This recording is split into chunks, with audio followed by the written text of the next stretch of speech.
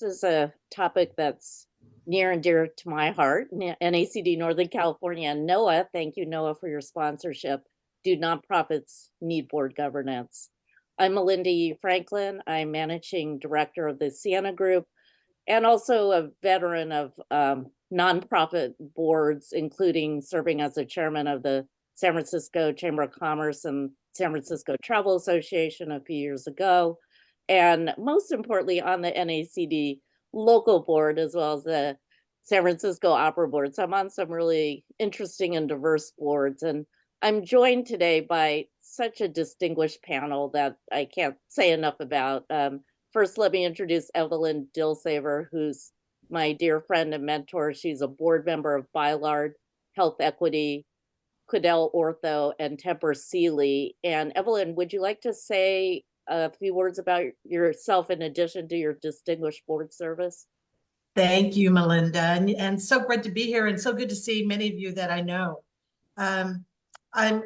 Since this is a nonprofit board discussion, I'm also on 3 nonprofit boards. I served on the board of my son's high school women's initiative, which was helping lower income women start their own businesses. I'm currently on the board of the Commonwealth Club out of San Francisco.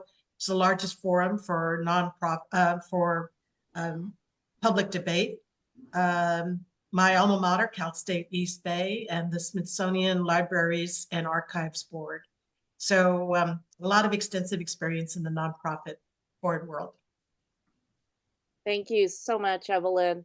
Next, let me introduce Amade Lebalan. He's the CEO and co-founder of NOAA, and again, today's sponsor, and Zephyrus Partners. And Amade, would you like to say a few additional words about yourself?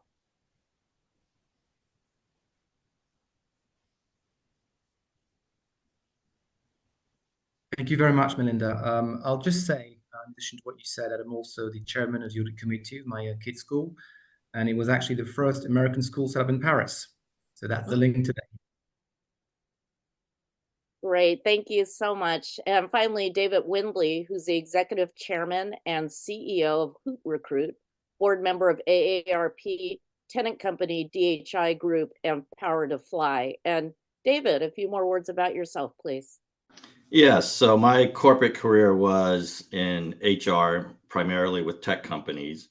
I was the CHRO at Fusion.io and Yahoo. I was at Yahoo between 2006, 2012. Also had executive positions at Activision, Silicon Graphics in the 90s, Intuit, and Microsoft in the early 2000s.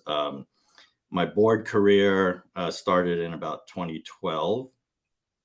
Been on public company boards with Caldwell Partners International, DHI Group, and Tenant Company. And then also various private company startups, being from the Valley, you get involved in some of those. So a number of those. And then for this discussion of my nonprofit experience, I was on the board of SHRM, Society for Human Resources Management, for 9 years, ending as the board chair. And then AARP, as mentioned, the past 2 years. Great, thank you, David. You all have such distinguished backgrounds and careers in both public and nonprofits. So let's jump right into it. So Evelyn, there are so many different kinds of nonprofits. I think your career certainly has covered the gamut. Can you please explain the different types of nonprofits that some of our audience today could potentially engage in and understand some of the differences and nuances? Yes, and when we were doing our pre-call, David and I are actually serving on 2 different really types of nonprofits. Most of mine have really been originally founder-led. So there's founder-led nonprofits where the founder is still involved. There are some that have moved on from the founder, and so they're led by an outside executive director, if you will. But I would classify it as your level of participation. Some nonprofits are still small and very focused on fundraising, and even the large ones like the Commonwealth Club that I mentioned that I'm on, we have a 70-member board and it's predominantly fundraising. And then there are others like David will talk about where it's run like a business and the nonprofit has been able to spin out and have additional revenue beyond just fundraising. So they've been able to structure their organization so that they actually have profit generating businesses. So it's run much more like a regular business. I was on the board of Blue Shield of California, which is a nonprofit, but it's a tax-paying nonprofit in that they pay federal taxes, not state taxes. But it was run as if it was run as a nonprofit. 2% of the revenue was all we needed to be able to fill our reserves, and the rest went back to consumers. So when you are looking at a nonprofit board, you have to understand, is this a fundraising board? Which frankly, I would have to say, David, 80 to 90% of the nonprofit boards are fundraising. So if you don't think you want to fundraise, you don't want to join a nonprofit board. But I will tell you, I was not a fundraiser before I joined one, and you learn to become one. And the way you do it is you find out people's passions and you talk to their passion. So that's a brief summary, David, if you want to add anything to that. Yeah, no, I think, like you mentioned, there are some nonprofits like AARP and SHRM, which are membership organizations, or as you mentioned, with healthcare community benefit organizations, they call them, and they have a special tax, so meaning that they don't get taxed, right? So they are not for profit. And as you said, the way you qualify is that what you do is for the benefit of your members, right? Whether you're a medical or, like in the case of AARP, all the things we do are for the benefit of our members. And you can bring in revenue, but the point is you can't be commercial. So it's an interesting dance that we, look at AARP or SHRM, and we have to comply to make sure we, aren't commercial, so we don't run afoul of the tax laws.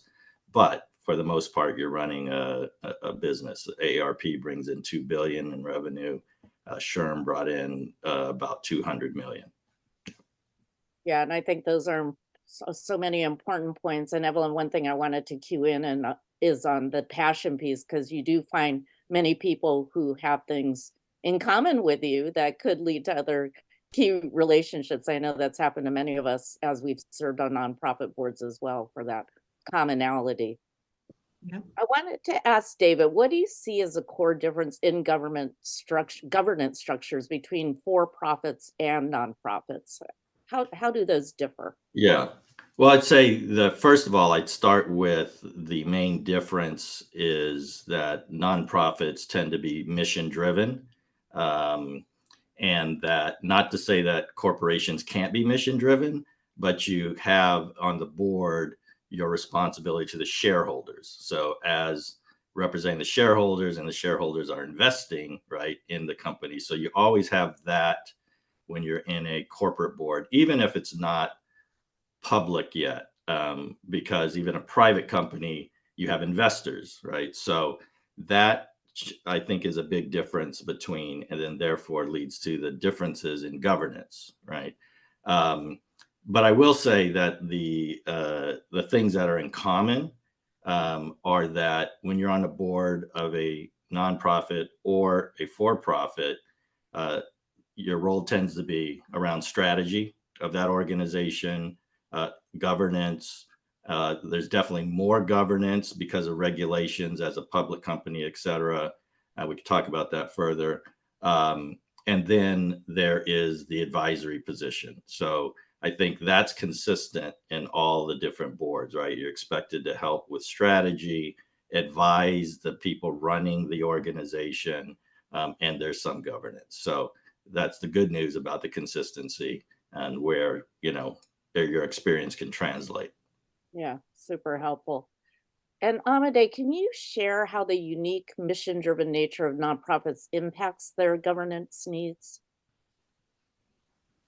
I think the fact that you're trying to deliver a mission, which is really important, sometimes makes governance a bit more difficult.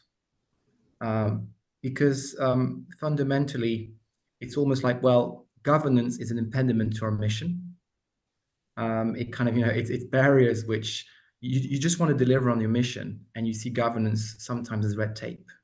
And so what's really difficult with not-for-profit is how do you find this balance between the governance, which effectively is the foundation of success, and yet not ignore the fact that fundamentally you're here for the mission. How do you balance the two? I think that's the biggest challenge.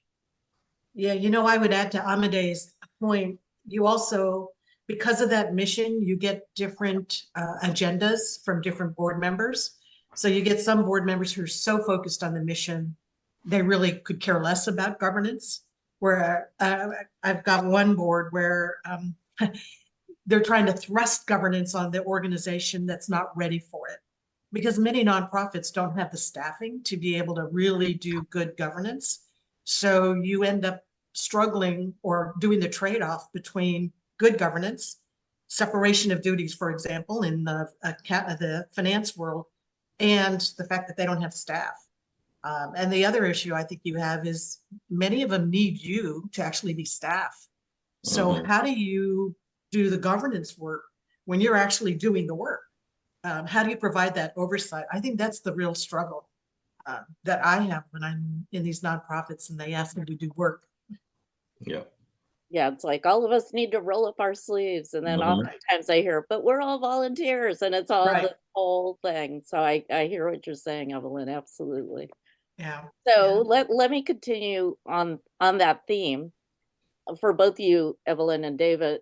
In your experiences, what are the biggest governance challenges that nonprofits face today, in addition to what you just outlined? Yeah, David, you want to go first? Yeah, well, you touched on it. A lot of it is just even the structure of the board, right? As Evelyn mentioned, a lot of the nonprofits, you know, maybe 80%, but a majority of them, primary role is fundraising, and so sometimes that is the main purpose of the board, even though there are operations and governance and strategy. And they can tend to be large because, you know, the organization wants people to join so that they can fundraise. And so even that discussion about what's the right size of the board, right, is sometimes a challenge in nonprofits. And we went through that both with SHRM and ARP, trimming down our boards so that it looked more like a corporate board, right? So you can operate as a team, as a board, right? So that's probably one thing, right? Just depending on the nonprofit and its structure, just the governance structure itself is oftentimes a challenge. And I think Evelyn mentioned the other one is depending on the size of the board, I mean, the organization, they may expect board members to do some quote management work, right? Because, you know, it's a small organization, you need to roll up your sleeves. So, and those are things to think about if you're really looking at joining a nonprofit as a maybe stepping stone to a public company board, right? I would suggest you look for ones that have much more operational aspects, and it doesn't mean they don't have fundraising, but less of it as part of the charter so that you can operate more closely to what a public company board might. Yeah, and what I would add, the hardest is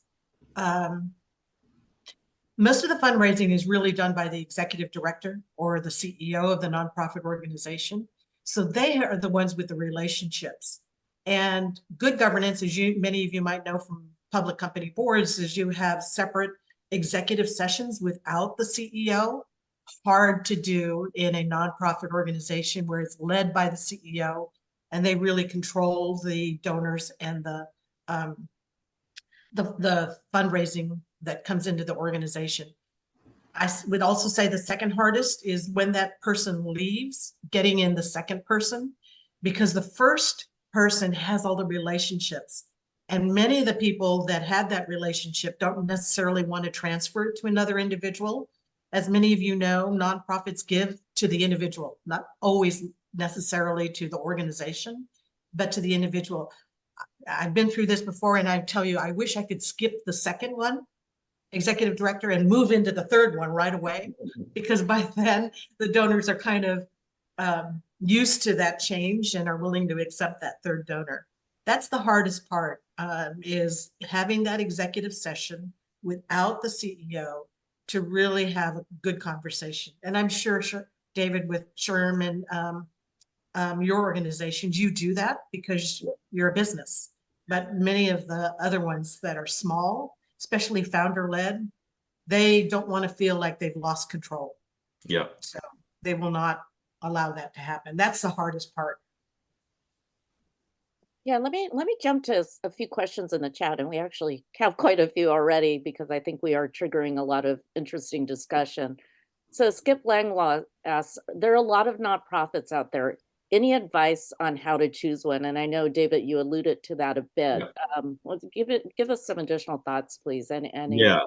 So it depends on your goal, right? So part of joining a nonprofit board, quite frankly, is giving back. I mean, so to the extent, that is your motivation, you pick a nonprofit that you are aligned with their mission, and the value and the purpose of it is there in and of itself.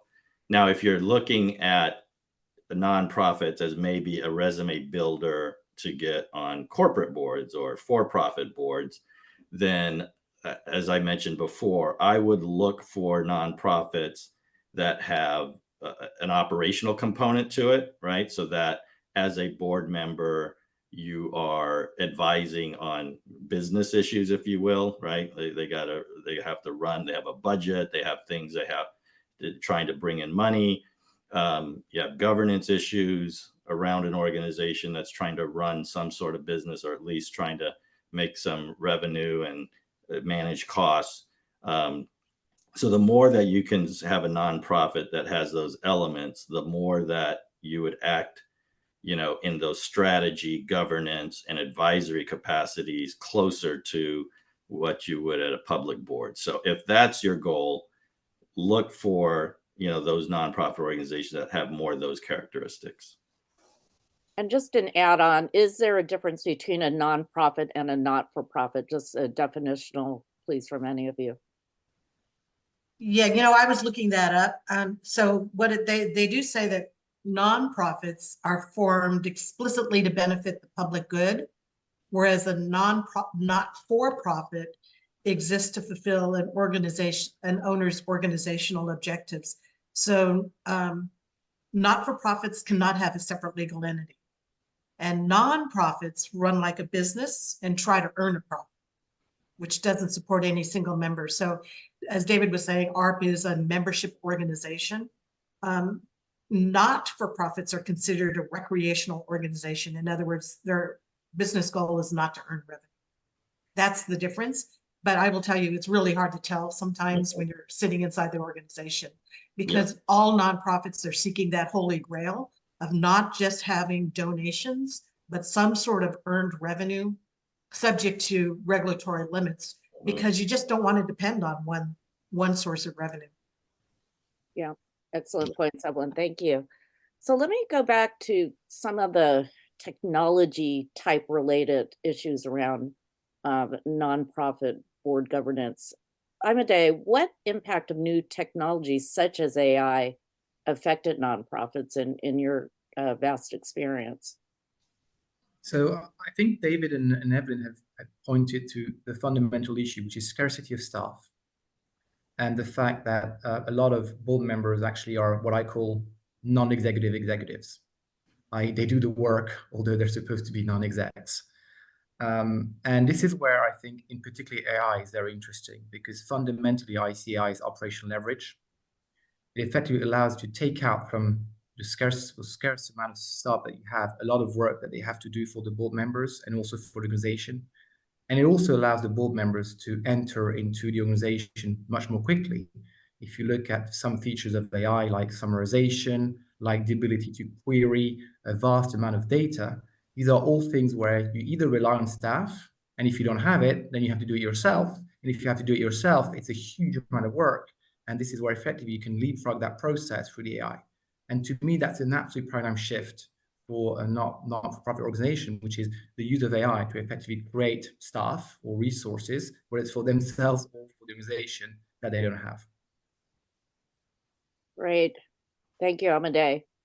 And let me just bring in a broader question here that is, I think, very important to the discussion, because some people believe that, oh, if I do my nonprofit service, that can be a good pathway to a public board. Let me just throw that out to the entire group. What are your thoughts on that, and how do you orchestrate that or be intentional if in fact that's part of your goal?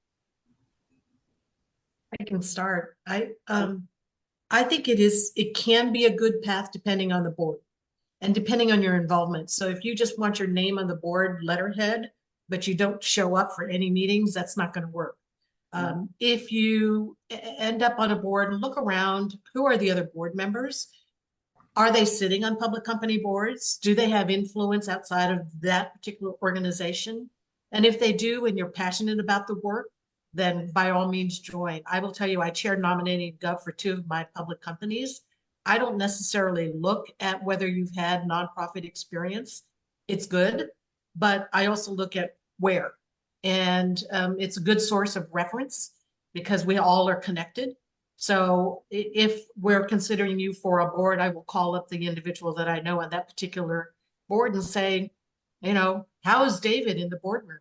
Is he toxic to the board, or is he helpful to the board? Is he directive, or is he more open about his questions and letting the management team actually operate the business? That's what I look for. But I don't necessarily say, is this person on a nonprofit board? Yeah. That's not my first search. But that's a great point. I think let's go back to, to answer that question, Melinda, how do most people get on corporate boards, right? So the 2 main sources are the board itself, right? or management. So it's networking. Most boards, the members have a good old Rolodex. I mean, we don't really have Rolodex, but you get my point. The contacts, right? And so that's where a majority of the new board members come from, are the networks of current board members. The second most would be search firms, right? But the main source is that. So as Evelyn just mentioned, it's not so much as a resume builder, but a network builder that you can look at some of these nonprofits. And as Evelyn said, I think that's a keen insight. Looking at who's on these boards, what's the connections you could make that may potentially, right, when someone else that is on another corporate board says, oh gosh, I served with, Melinda on this board and she would be great for this board. So yes, it could be a resume builder, as I mentioned before, right, looking at some of the aspects. But I think Evelyn touched on a huge aspect, is the networking that can lead to a corporate board. Yeah, and I think that gives credence to both of what you're saying. Be active and involved, no matter what kind of board you're on. So, because as one former mentor of mine said, someone's always watching. So make sure you're on it. So I want to get into some real life stories. Let's start with David. Can you provide an example where a strong governance structure had a significant positive impact on a nonprofit organization? Yeah, let me go back to SHRM. As I mentioned before, one of the aspects of being on a board is strategy. And SHRM had a long history, and was a pretty stable, organization, just doing their thing year after year, not a lot of change. And their mission was to serve the HR and the HR profession. That was kind of the mission, right? One of the things we did as a board was really look at, should we change our mission, right? And we did. We pushed to change the mission, to broaden it, to basically the practice of HR and those that practice it. Subtle but important, because there are a lot of people that are interested in the practices of HR, the world of work and all of those things, that may not be HR professionals, CEOs of small companies. Sometimes it's the CFO that has those responsibilities at a company, or just in academics, people that are interested, they're not HR professionals. And so that changing of the mission statement and mission of the organization really did change the nature of SHRM. And you see now that SHRM has about 15% of its members that are not HR professionals. SHRM is very active in policy issues around the world of work now, because they expanded their remit to be about the work environment, right? Not just the HR profession. So that's an example where the board led that, and the board really made an impact on sort of the organization in a significant way. Yeah, that's a great example. Thank you, David. And Evelyn, have you seen a situation where the lack of proper governance led to challenges or failures in a nonprofit, and how was it resolved? Sure. So one of my nonprofits, which I won't mention, we had that issue where the CEO did not want to have the board have private sessions, and the staffing was minimal, so it was really hard to separate controls. And we were predominantly government funded. And when the government came in and did an audit and realized that we didn't have the processes in place to actually verify the numbers that we were giving them, we had to change the CEO. And it should have come up before, and it didn't. And that's at the end of the day, after 15 years of being in business, we ended up having to fold the organization because the operating issues were too large for us to overcome. So, and if you don't know it, in California, if you have to let the employees go, you as a board member are responsible for their salary if they weren't paid by the nonprofit. So it's a risk that you take on that sometimes people don't recognize until you actually go through that process. That's where governance failed. So let's Sad talk. story. Yeah, very Because it was a sad. great Yeah, nonprofit. now It was a great I'm mission. bummed great out. mission. Yeah, Yeah. very tough story. So in terms of steering nonprofits through crisis, can we talk about some specific instances where this was critical? And I know we have some expertise around the George Floyd murder, for example, and how your boards manage through that. And David, why don't you take the lead on that? And Evelyn Amade, please feel free to impart your wisdom as well. Yeah, I think that's a good example, because part of the board's role is, again, like I said, strategy, but also important governance and the reputation of the organization, right? So most things you leave to management, they run the organization, but I think the board really is responsible for that. And if you guys remember, during that time period after the George Floyd incident, there was a lot of pressure on organizations to comment and to, comment politically about policing or what have you. Do you support Black Lives Matter, et cetera, that specific movement, et cetera, et cetera. And SHRM was like no other. I mean, we got a lot of pressure from our members, different voices, and corporations, it probably may have come from your employees, but as our members were, hey, you have to come out and, say Black Lives Matters or whatever it was. Everyone had their thing they wanted us to do. Our CEO at the time was reluctant to do anything. He's like, that's none of our business. That's not in our bailiwick. So I'm not going to respond at all. And so that's where I think the board really stepped in and said, okay, we agree that, policing is not in SHRM's mission and those things, but we need to come out with appropriate positioning. And for us, it was, what is in our mission is the world of work. And so we should be commenting on the issue of diversity, equity, and inclusion in the work environment. And in fact, we should be doing things about that, because that is right in our remit. And so that's, and the board had to really push that a bit, right? And I think we did come up with a good path forward. We made comments back to our members and so forth. We did not endorse or not endorse. We did not comment on the specific policing issues or any of that, but really talked about what was in our mission, right? Helping with the issue of diversity inclusion. We put a blue ribbon commission together. We were, part of what SHRM does is give out advice to practitioners, so the DEI people, HR people, et cetera. So we really leaned in that way, which was in our mission. But, that's how the board, I think, really helped get the organization through that sort of crisis, if you will. Yep.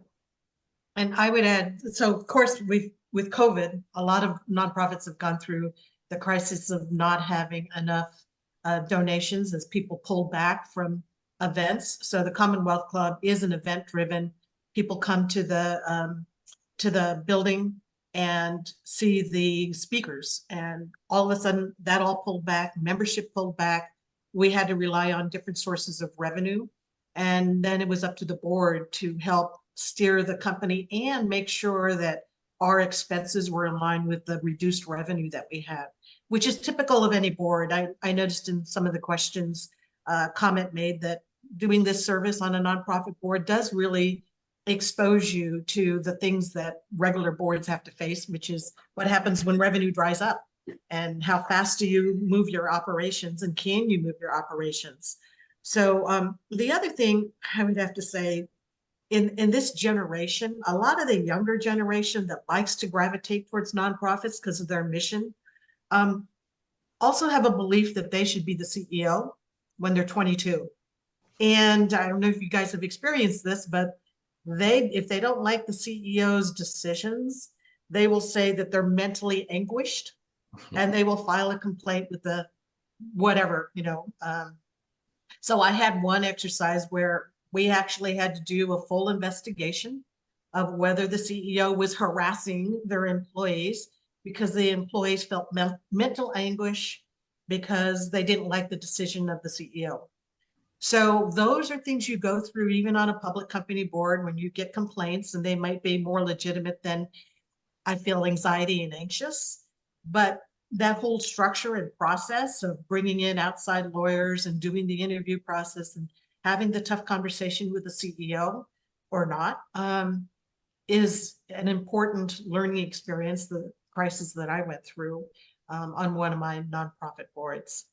So I think you do get a wide variety of experiences that will prepare you for a for-profit board. Yeah. Yeah, definitely agreed, Evelyn. I do think sometimes nonprofits can help to provide some cover too, if it makes sense, on, say, going back to George Floyd and the anti-Asian violence. When I was chair of the San Francisco Chamber, we were able to make some statements that individual companies could not as a unit. And so I think there are different strategies on how to leverage nonprofits depending upon what the organizations are. So let's talk about strategies and tactics for nonprofit boards. And Amade, I want to bring you back in to this discussion on what are some of the key challenges that nonprofit boards face, and what strategies can they adopt to enhance their effectiveness? So on the board that we serve, we see two fundamental issues. One, which we've kind of discussed already, which is this scarcity of staff, and also the high involvement, and they're linked, and the high involvement of the board members. And we see two issues, which is what I call board amnesia. Because staff is scarce, people forget why they've taken decisions, why they've done things in the past, because they don't have access to the general counsel, who's the memory of the company, or to a huge amount of staff that can tell them, well, we did this for that reason. And also the second issue is headspace for the board member, because you have to do stuff, not just advise management, but literally get your hands dirty. Your headspace is taken by actually being an executive. And this is particularly true for not-for-profit or non-profit organizations, which are highly regulated, where there's an even bigger amount of tasks that you need to achieve in order to be able to do what you have to do.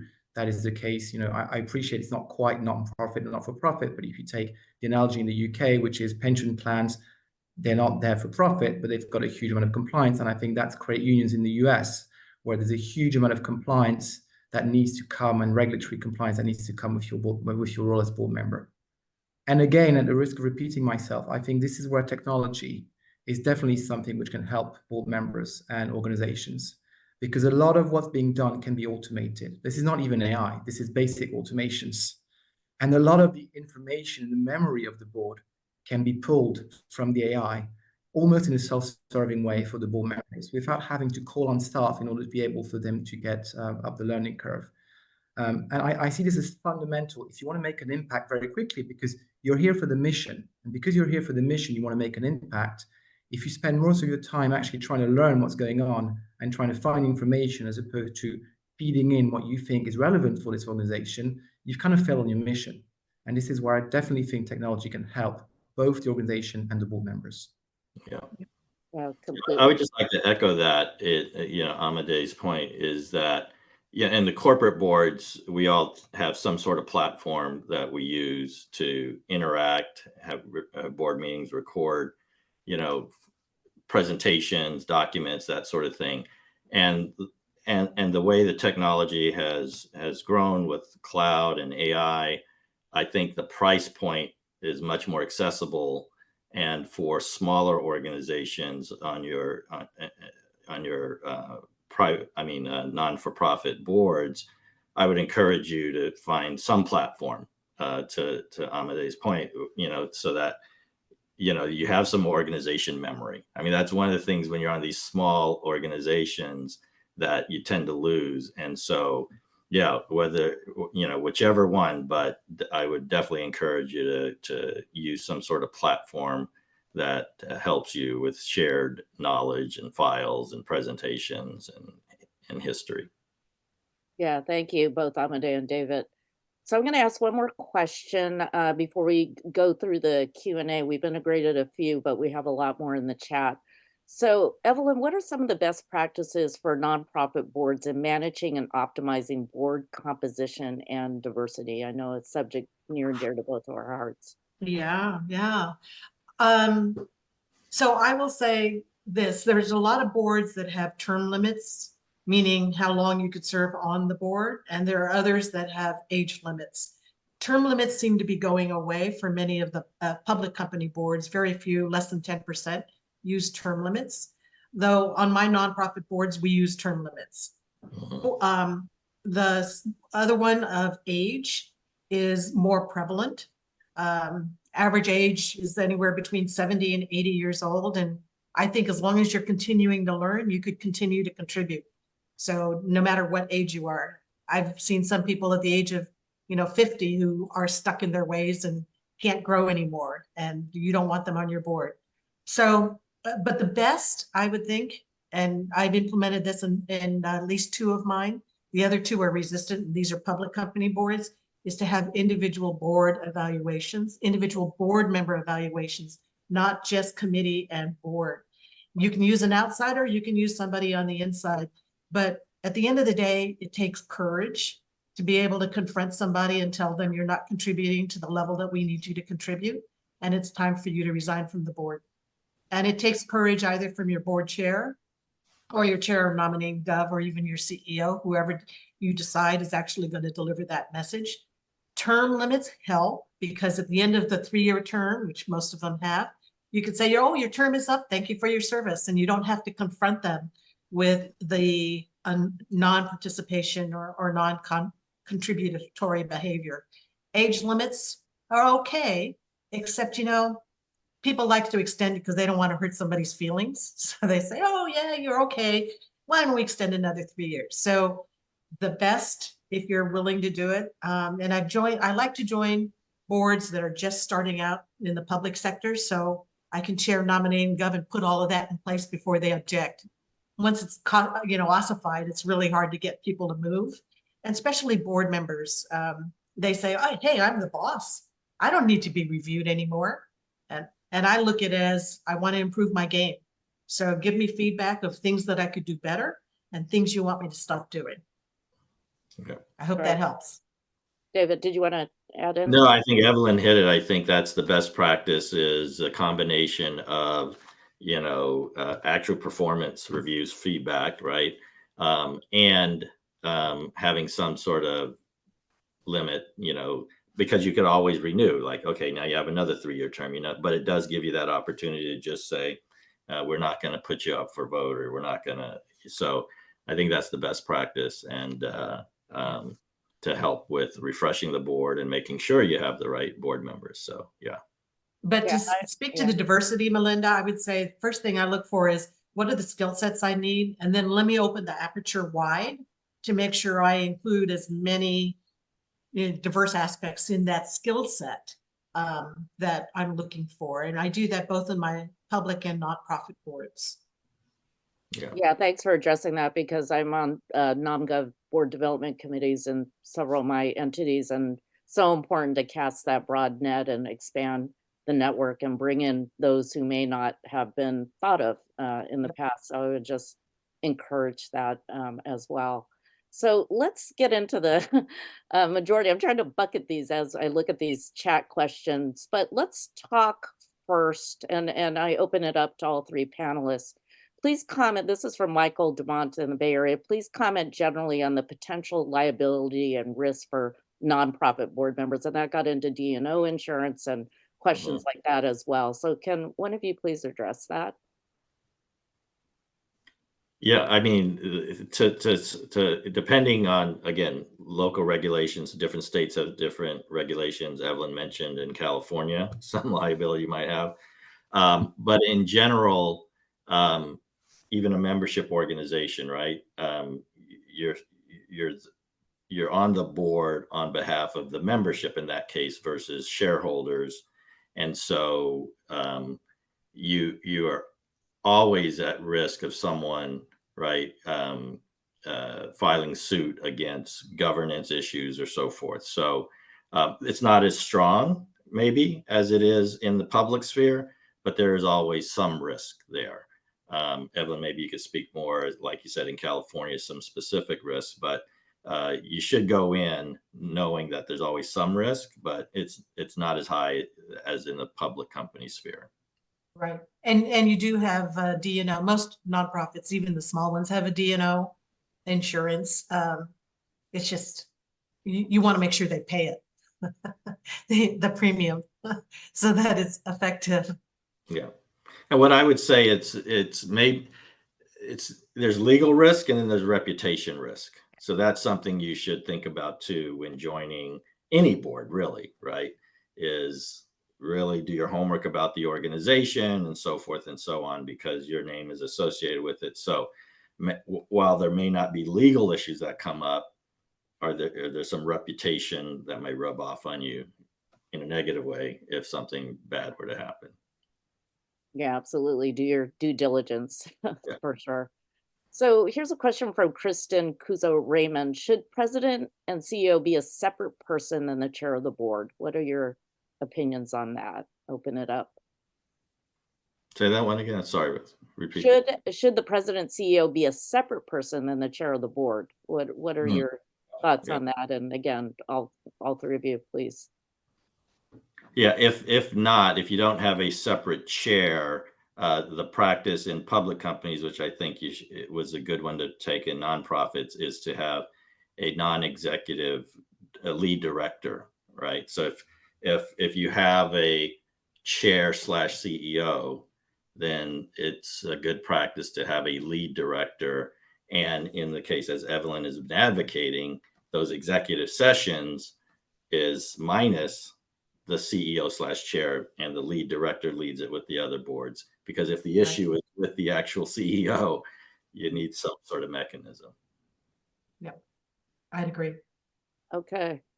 Evelyn, this is specifically for you from Armin Cacacho. On your smaller nonprofits, how do you deal with protecting your organization's data as well as your donors' data? And that, Amade, you may want to chime in here too on what are the best practices. Yeah, and Amade, please chime in. I mean, we use things like Salesforce or a legitimate CRM, a customer relationship management system. And so we do have some strong technology, if you will, that's from a larger entity such as Salesforce or the CRM that we use to help us with the data.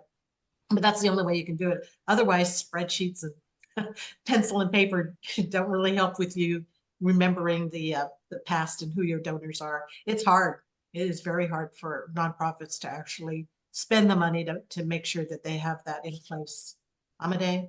I think it's very hard, but I think there's hope there, Evelyn, which is that in the technology space, we've gone from the kind of the world where everything had to be coded, Salesforce as an example, to the world of no code, where today you can build some actually some very decent CRMs with no code in-house.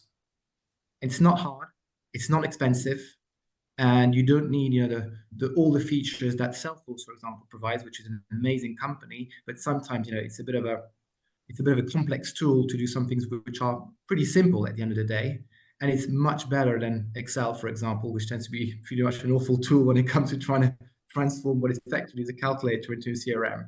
And so the tools out there, I can name some if you want. I can share with people if they want later on. But there's some really, really good tools, no-code tools, which people can use, which I really think you should be looking at.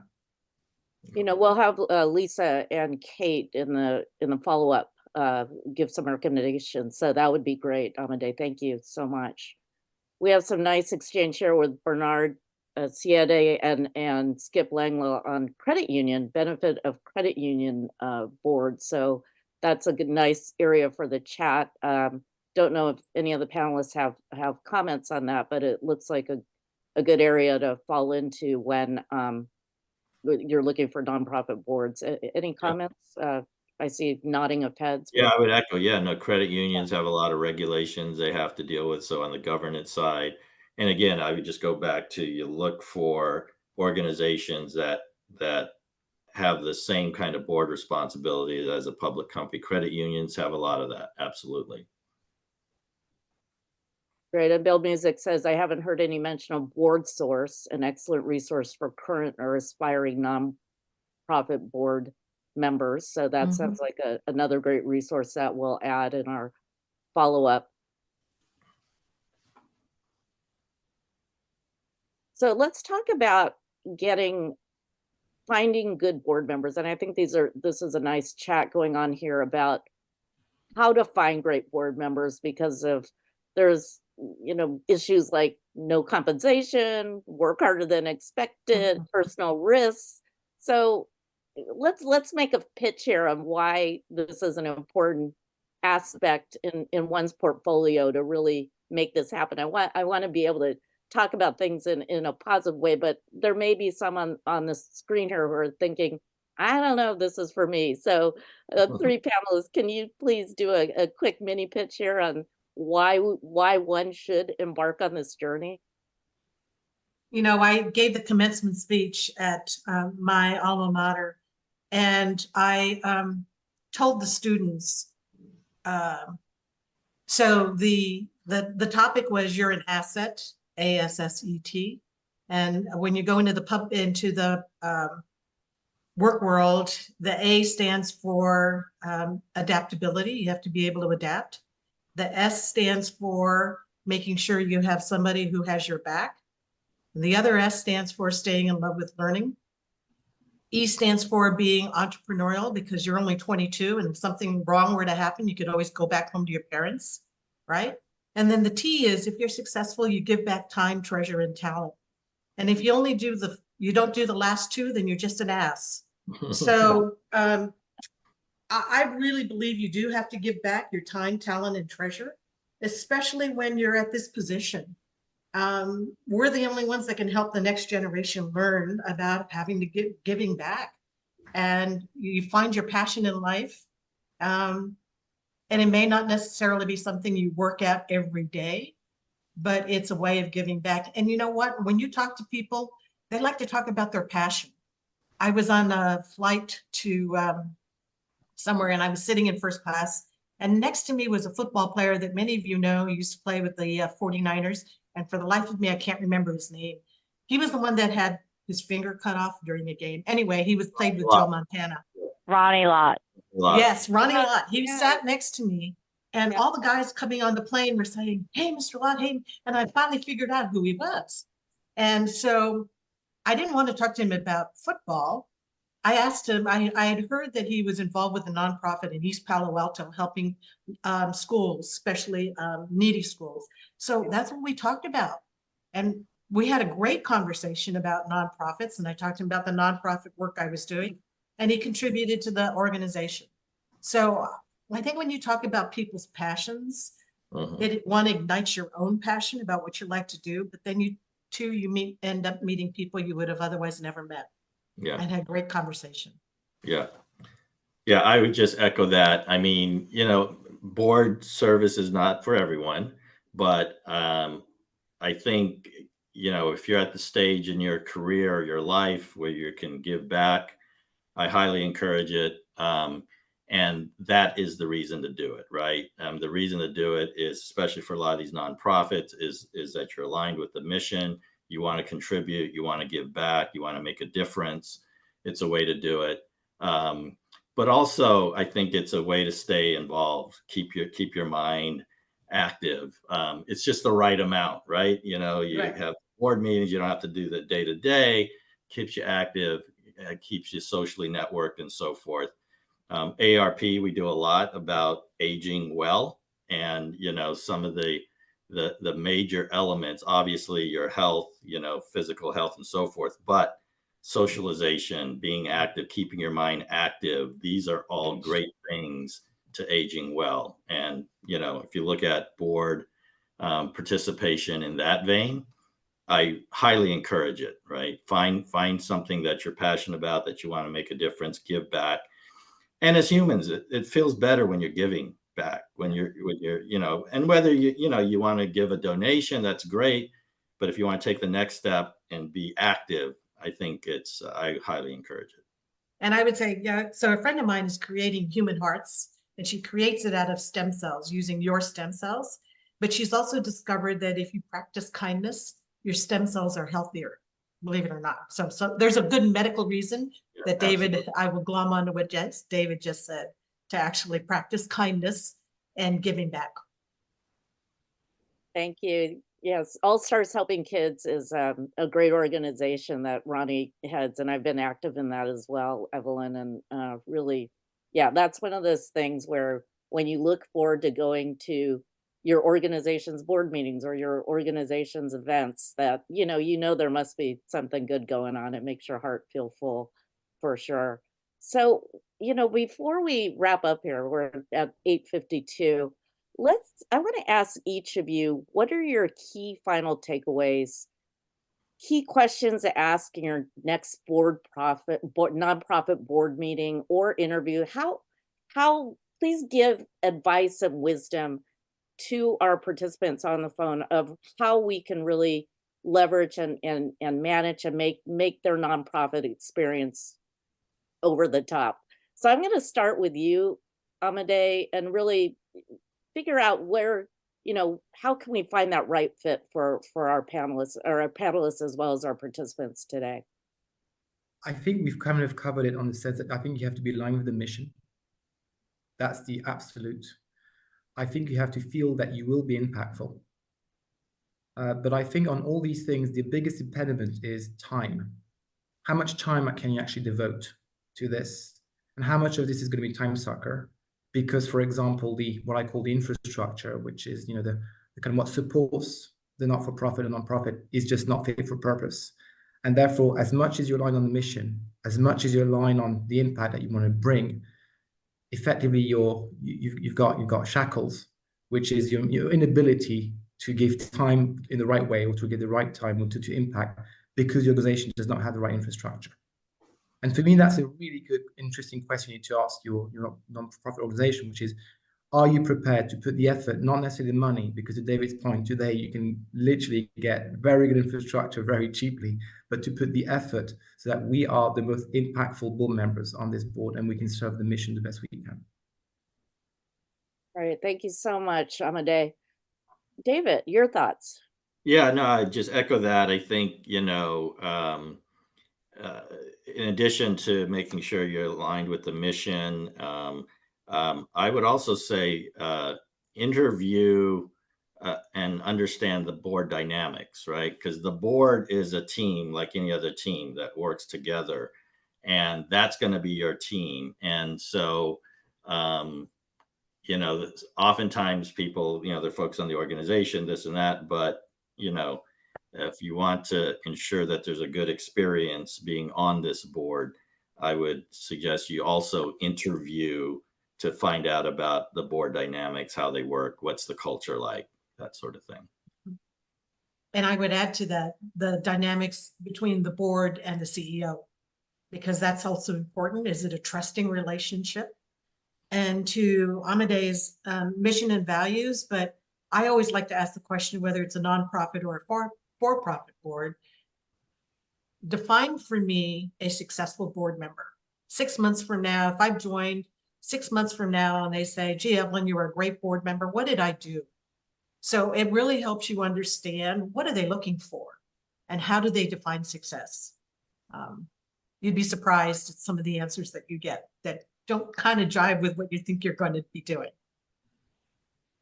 Thank you, Evelyn. I want to thank all of the panelists today. Amade, Evelyn, David, you've been amazing and really imparted so much knowledge. My goodness. I want to call out a couple of people who've really been engaged in this chat. Skip Langlaw, Stephen Aldrich. Many of you are really on fire here. And I think that Lisa Spivey and Kate Azima will help us to address any questions we weren't able to answer today. But you all are so engaged and so active board directors on the screen, and honored to be able to serve as your moderator today. I also want to shout out in a big way NOAA for sponsoring today's event. Thank you again, Amade. And I also want to really, in my heart and soul, Lisa Spivey and Kate Azima, who are our team who lead NACD NorCal. Thank you all. Thank you all for joining us today, and have a great rest of your week.